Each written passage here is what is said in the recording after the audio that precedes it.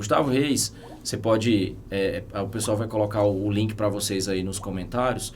A primeira vez que eu vi o trabalho do Gustavo foi uma TED, onde o título da TED é Seja um Fracassado. Né? Seja um fracassado.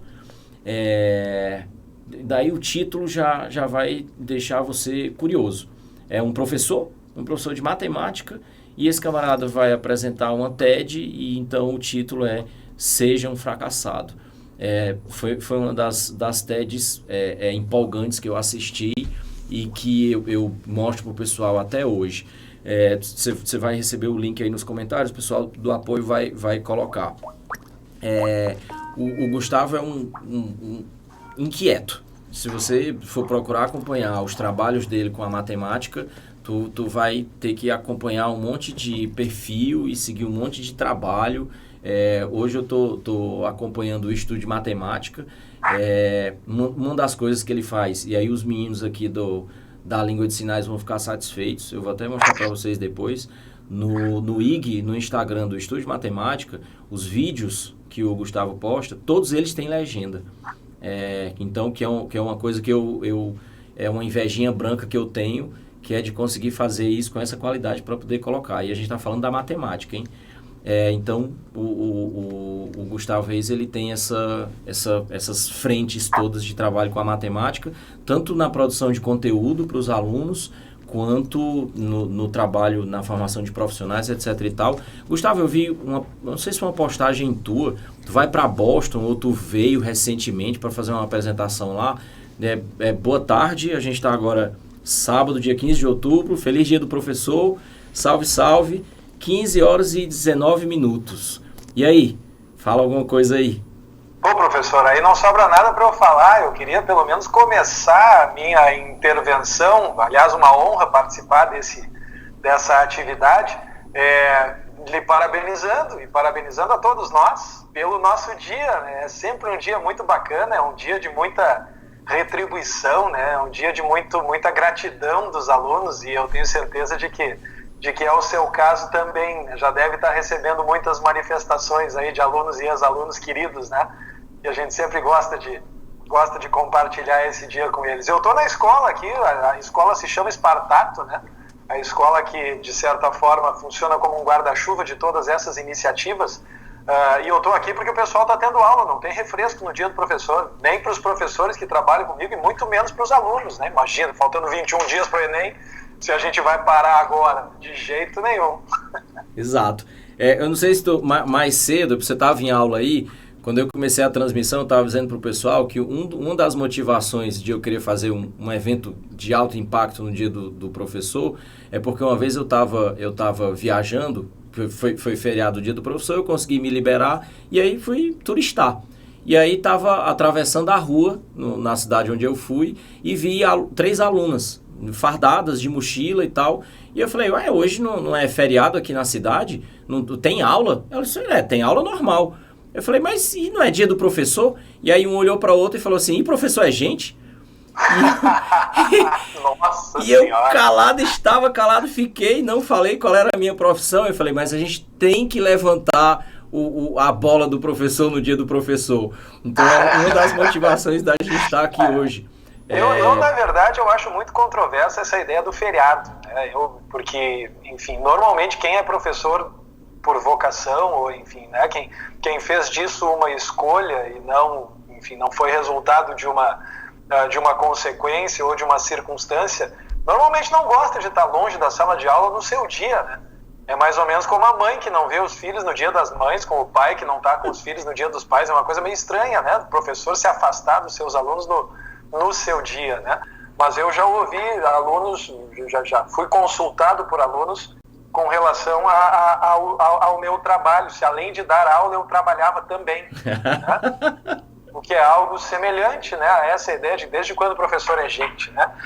Mas enfim, são percepções que as pessoas têm, né, e a gente respeita, enfim, né, é parte do jogo, né? Faz parte.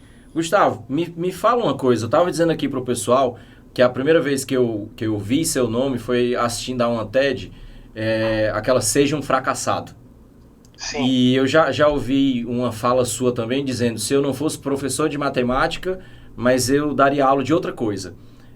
Qualquer outra coisa, só me deixa dar aula, pelo amor de Deus. Fala um pouco disso aí pra gente. A gente tem uma parte do público que está assistindo a gente, é o pessoal das licenciaturas, o pessoal que está aí se preparando para trabalhar e ser colega da gente também. Fala um pouco aí dessa história do seja um fracassado.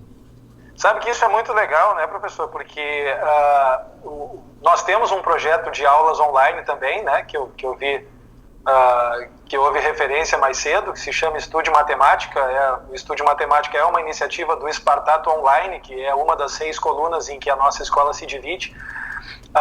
E o Estúdio Matemática, ele foi projetado pensando em ajudar alunos de ensino médio que quisessem se preparar para vestibular, para Enem, e também o público concurseiro, né, para concursos de nível médio, né, tentando ser um curso mais amplo, assim, na sua ambição, no seu objetivo. Uhum. E para minha surpresa, nós temos muitos alunos que são professores de matemática. E isso é eu digo, é um colateral de luxo do Estúdio Matemática, né? Toda vez que eu vejo alguém se inscrevendo e vejo a data de nascimento e é década de 70, década de 80, eu já sei que, olha, isso aí está fugindo um pouco da nossa proposta original, né? E aí, cedo ou tarde, as pessoas se identificam e acabam revelando para nós que são professores também, que estão procurando, enfim, alternativas, estão procurando corredores, caminhos de qualificação, né, que infelizmente muitas vezes não são oferecidos pelas vias convencionais, né, por intermédio das escolas ou de ações governamentais. E que bom, né, que a gente está tendo essa oportunidade, né? Mas eu fiz questão de fazer essa observação, e até eu fiz também uma postagem hoje que de certa forma faz referência a esse comentário, porque eu descobri muito cedo que eu tive uma oportunidade ainda aos 16 anos de roçar nesse mundo da educação, né? Quando eu fui admitido como monitor, na época monitor ouvinte era o cargo, né? Ou seja, teoricamente eu era pago para assistir aula, mas eu já dava aula, enfim, com 16, 17 anos num pré-vestibular aqui de Porto Alegre.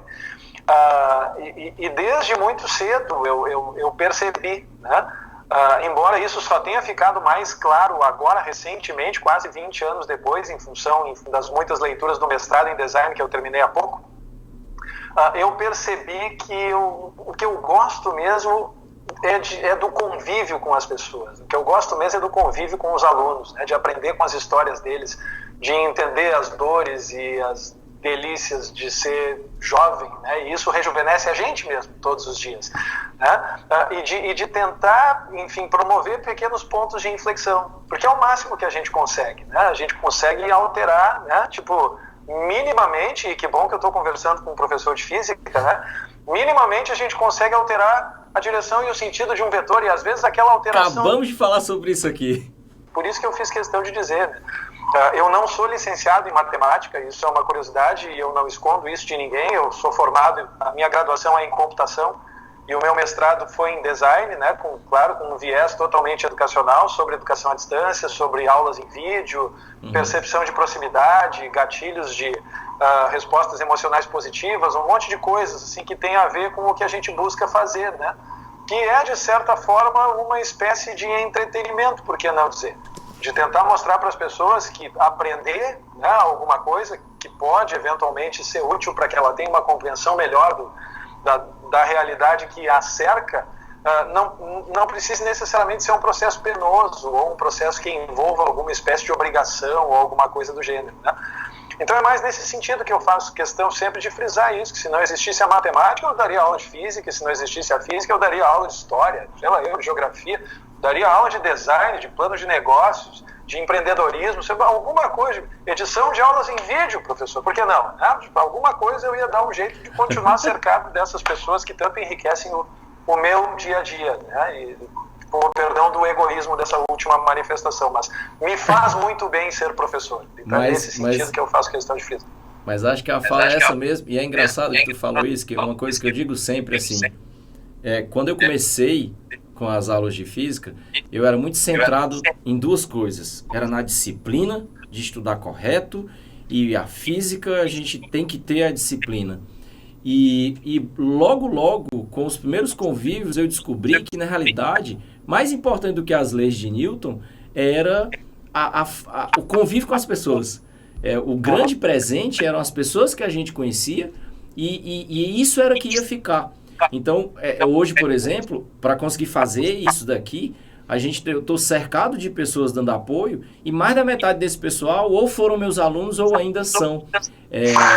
E hoje a gente está junto fazendo essas coisas aqui. Então, eu digo que um dos grandes presentes que o professor tem é exatamente as pessoas que ele tem a oportunidade de conhecer e que fazem a gente crescer junto com isso, né?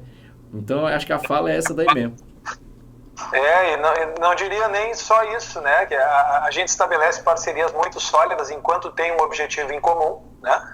E normalmente são esses objetivos em comum que promovem essas aproximações e, enfim, fazem com que as pessoas frequentem as nossas salas de aula, hoje em dia reais ou virtuais, né? Mas hoje em dia também o mundo nos oferece tantas possibilidades de manutenção dessas conexões que a gente acaba podendo acompanhar a trajetória, né?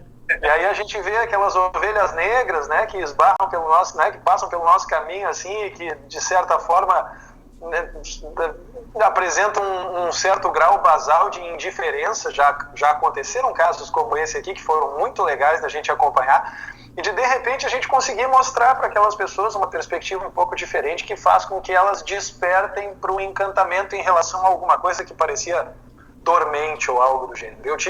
Eu me lembro, conversando sobre esse tópico, de pelo menos 3 alunos que seriam perfeitamente descritos por esse relato, né? De alunos brilhantes, incrivelmente brilhantes, especificamente em matemática, e que quando chegaram aqui, chegaram meio que desorientados, meio que sem nenhuma ambição, apresentando essa maldita indiferença que a gente vê tanto hoje em dia em sala de aula, infelizmente, né? E que hoje se tornaram bons amigos, enfim, engenheiros ou quase engenheiros formados, brilhantes. Deixa eu falar uma coisa, o pessoal tem muito uma fala aqui, eu até estava dizendo antes, chega para o professor de física, mas professor, eu estou com uma dúvida aqui, é de matemática, mas o senhor é professor de física, então, tipo, sabe tudo de matemática. E eu costumo dizer para os meninos, assim, que a matemática é uma linguagem que a gente precisa e ela é fundamental, evidentemente, mas no caso específico do ensino médio é interessante como são determinados conteúdos específicos de matemática que a gente usa na física, né, que são fundamentais para a gente. Então, coisas como, por exemplo, a definição de grandezas direta e inversamente proporcionais, que o pessoal começa com aquela coisa, porque um aumenta e outro diminui, e aí você tem que mostrar pro cara, não, mas você tem que ter uma constante, né? E o cara vai usar isso desde a mecânica até a eletricidade. Uma que é fundamental na geometria, o ângulo reto entre a tangente, a direção tangencial e a direção radial, que acaba decidindo tudo em física. Como é que é essa tua fala da matemática para o cara usar isso lá na física? Não esqueça da lei dos cossenos na soma de vetores pela regra do paralelogramo, professor. Pronto. Essa é a minha preferida. Mas é muito legal. Sabe, professor, que eu pessoalmente, uma das coisas em que eu pude tocar nessa oportunidade tardia, digamos assim, de fazer um mestrado, eu comecei o mestrado quando eu tinha 38 anos, fazia 18 anos que eu estava formado, e afastado do meio acadêmico, né? Então foi muito revelador, assim, acenderam-se muitas luzes, né? Uhum. E uma das principais, eu diria, foi justamente a compreensão de que nós realmente vivemos ainda sob a lei, digamos assim, sob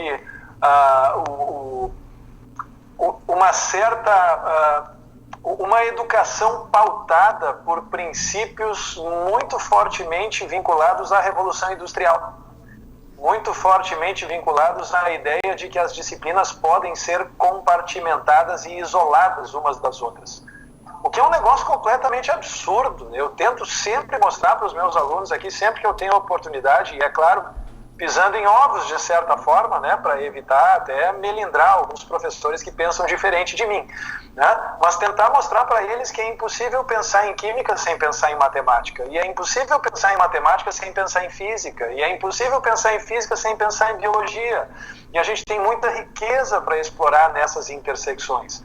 sabe? Eu fico meio frustrado de vez em quando eu percebo que existe uma certa resistência, muitas vezes caracterizada por um certo corporativismo das disciplinas, né, ou das pessoas que exercem seus ofícios vinculadas a disciplinas específicas, criando barreiras para evitar essa transdisciplinaridade, ou pelo menos a exploração dessa ideia transdisciplinar, que é absolutamente fundamental se a gente levar em conta a complexidade daquilo que se oferece hoje para as pessoas toda vez que elas fazem uma busca por um conteúdo na internet.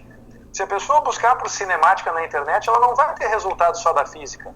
Se ela buscar por química, possivelmente ela vai encontrar bioquímica, né? Possivelmente ela vai encontrar biofísica, enfim. E essas conexões todas, elas são muito ricas a ponto de continuarem a ser desprezadas pelos currículos com que nós continuamos trabalhando hoje. Então, acho que é muito conveniente, é muito, digamos assim, oportuno, inclusive, falar isso no Dia do Professor. Porque eu acho importante que professores de disciplinas diferentes, como nós estamos fazendo aqui. A natureza funciona tudo ao mesmo tempo, né? Tudo ao mesmo tempo. E eu acho que hoje ficou ainda mais... não tem mais nem como isso ser escondido por conta da quantidade de informação a que todo mundo tem acesso, né?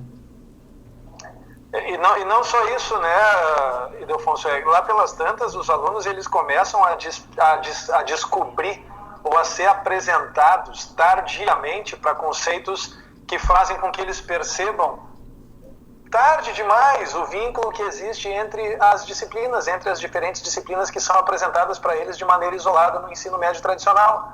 Quer dizer, como é que a pessoa vai estudar álgebra linear depois, no segundo, terceiro semestre de engenharia, e ver que aquilo é tudo vetorial, e pensar assim, meu Deus, mas como assim? Como é que um vetor pode ser uma matriz coluna? Eu aprendi que vetor lá na física era aquela flechinha que tinha módulo, direção e sentido.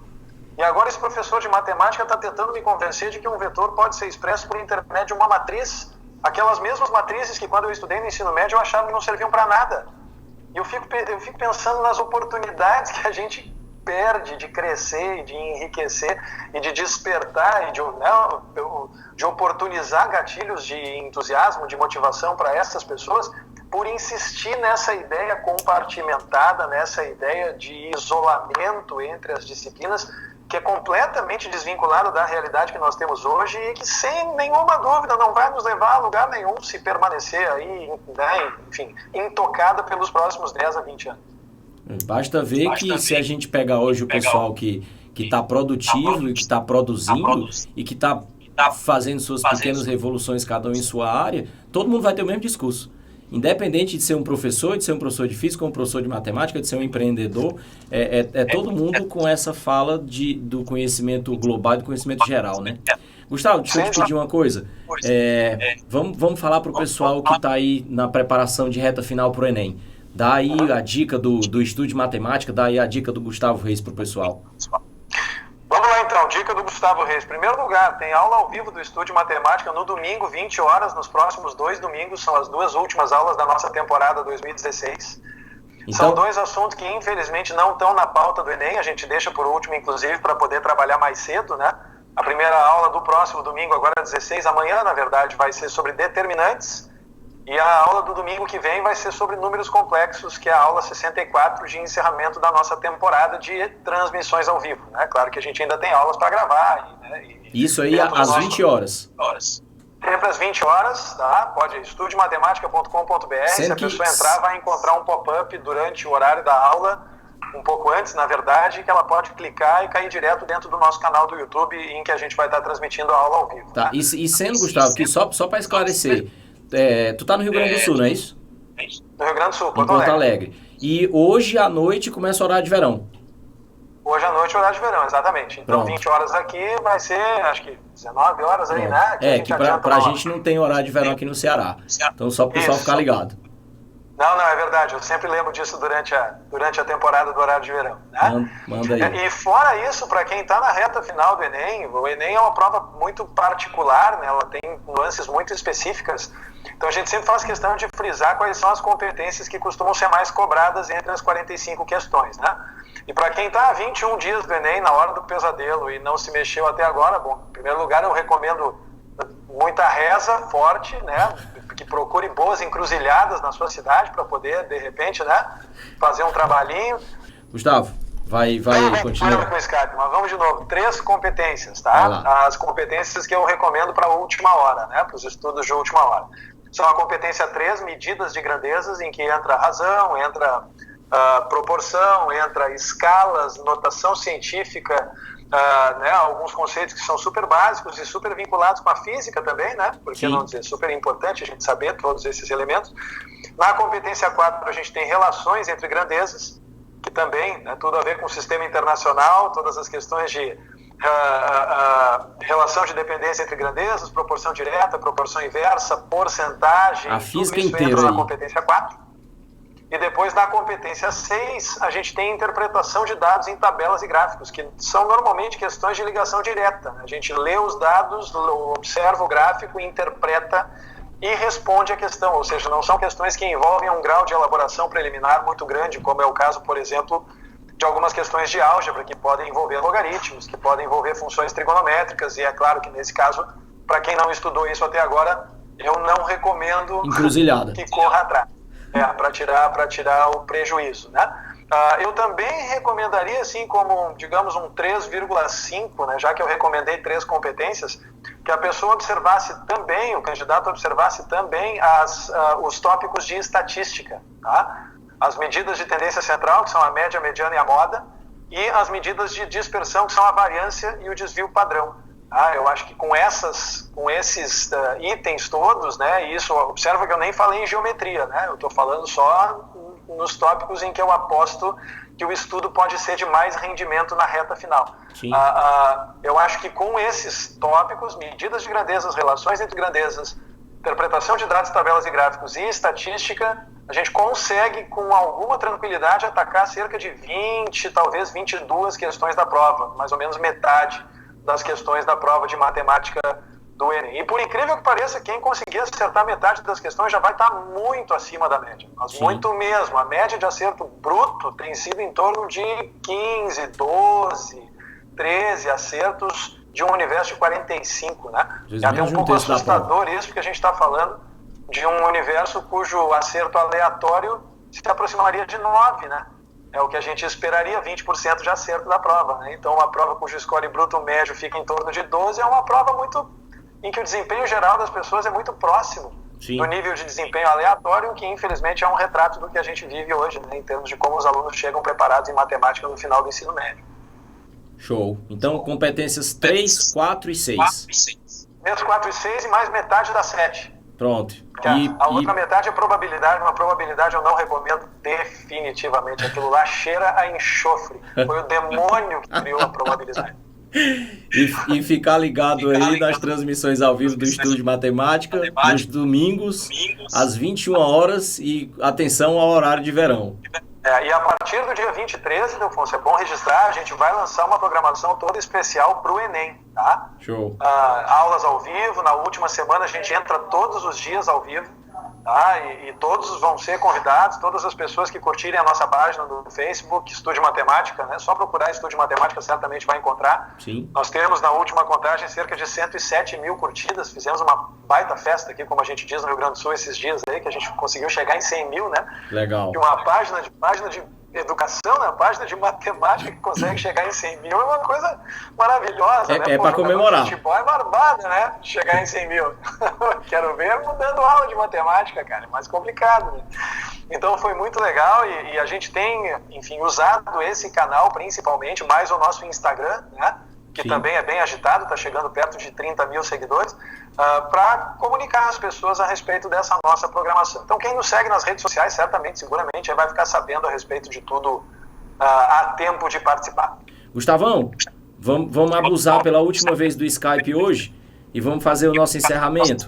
Eu queria te agradecer demais pela sua disponibilidade. E eu sei que nada mais é do que esse bichinho que rói a gente que querer falar em toda oportunidade de matemática e de educação. Eu estava explicando para o pessoal aqui de onde foi que saiu a ideia do quase 24 horas de física. Porque a proposta inicial era fazer uma palestra aqui no auditório presencial para 90 pessoas. E aí, numa reunião, conversando isso com o pessoal aqui, eu falei, olha, mas se deixasse eu falar de física, eu falaria o dia inteiro. E aí, na hora veio aqui a ideia. E a gente está aqui fazendo a transmissão de um parceiro nosso aqui do Ceará, que é o Ciência do Povo, que tem a estrutura de transmissão, câmera, 4K, o camarada que está gritando aqui no ponto, que é um sujeito que tem experiência em TV, o outro camarada ali também da filmagem. Então, eu joguei para ele, eu falei, eu quero falar de física um dia inteiro, dá para fazer? Dá. Então acabou que virou essa maluquice aqui, mas que, caramba, pra mim já ganhei o dia. Então eu queria te agradecer demais e dizer que eu sou fãzão do seu trabalho e espero que um dia a Física Marginal seja do jeito que é o Estúdio Matemática e o Espartato e o Gustavo Reis e todas essas trocentas mil coisas aí que tu faz, que é um exemplo para todo mundo que é ligado em educação. Não, olha, fico muito feliz, agradeço muito as referências gentis. E acho mesmo isso, professor, que a gente tem muito a explorar nas intersecções, né? Eu ainda vejo os professores e faço essa crítica muito tranquilamente, porque trabalho no sentido de contrário, né? Eu ainda acho que os professores que trabalham na internet trabalham muito sozinhos, né? Trocam muito pouco, não só entre professores das mesmas disciplinas, mas também, né, interdisciplinarmente, de certa forma. E eu vejo nisso que está acontecendo hoje e nessas iniciativas aparentemente insanas, né, para a maioria das pessoas, de permanecer no ar durante quase 24 horas, uma oportunidade da gente chamar a atenção e da gente mostrar que o que a gente faz, enfim, não nos posiciona como concorrentes, definitivamente. Eu tenho essa bandeira da não concorrência, né? Eu acho que em nível local, é claro, sempre que houver vários cursos presenciais, em função de todos os custos fixos que a gente tem, e nós operamos uma escola, a gente sabe, né? A gente tem muitas vezes que tomar decisões levando em consideração o comportamento do mercado, né? Mas no caso do online, especialmente, e até parafraseando o nome do canal, né, levando em consideração que os custos marginais, eles costumam ser muito baixos, né, eu acho que não tem nenhuma justificativa para que a gente pense que um aluno, por exemplo, vai escolher um único professor de matemática para lhe orientar. De certa forma, eu acho que isso até limita, é uma decisão que o aluno não tomaria porque ele teria consciência do quanto essa decisão poderia limitar uma preparação plena, uma preparação com vários olhares, né? Uma preparação baseada em várias abordagens diferentes do mesmo assunto, né? Então, eu acho muito legal, eu vi inclusive que o Fabris, eu não sei se o Fabris está escalado para conversar contigo hoje também, mas a gente é muito próximo, estando os dois aqui em Porto Alegre, né? Sim, e quando sim. eu vi o Fábio, eu digo, pô, o Fábio vai participar lá do 24 Horas de Física Marginal. Eu digo, olha, legal, cara, porque isso tem que acontecer mais, né? Dos professores que dão aula das mesmas disciplinas, né? Enfim, trocarem essas experiências e aprenderem, por que não, uns com os outros a partir das suas melhores práticas, né? Meu amigo, um grande abraço, muitíssimo obrigado. Espero que a gente tenha a oportunidade de falar mais vezes e precisando de qualquer coisa, a gente está às ordens, hein? Quero aproveitar para dizer que, como eu sei que nós certamente estamos tendo uma grande audiência em Fortaleza hoje, professor, por motivos óbvios, né? Eu quero aproveitar para mostrar esse gráfico aqui, que é das top 5 cidades que seguem o Estúdio Matemática no Instagram. Cara, talvez não dê para ler, mas eu digo para vocês, a barra grande é Rio de Janeiro, a segunda barra é São Paulo e a terceira barra é a cidade de Fortaleza, professor. Que legal. Top 5 cidades, São Paulo, Rio, Fortaleza, São Luís e Brasília. Observe que não tem Porto Alegre.